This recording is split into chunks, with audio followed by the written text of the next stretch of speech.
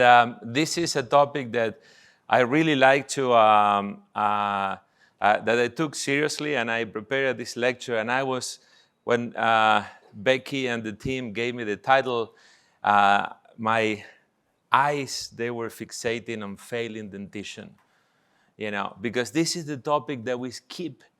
We show a case and we put one slide, yeah, hopeless. We didn't say why, we didn't say how, we didn't say how long. And then next slide, we show the implants, you know. And I wonder how many times we take the time to define failing dentition. And when you define failure, you cannot avoid talking about long-term outcomes, right? Because if something is to be replaced for something, you need to make sure that that decision that you made is also going to last and not have the same consequence of that.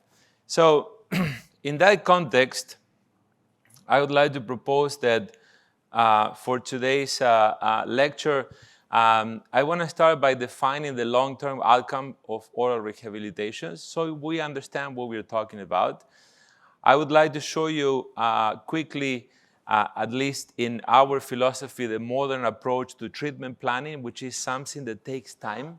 You cannot treatment plan on the bus or on the car or on the phone. Treatment planning needs time, and particularly of complex cases. Today we have many choices, and you will see that.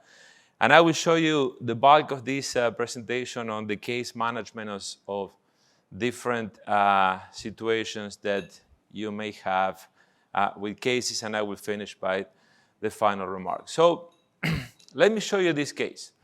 We start here. This is a panoramic taken in 1989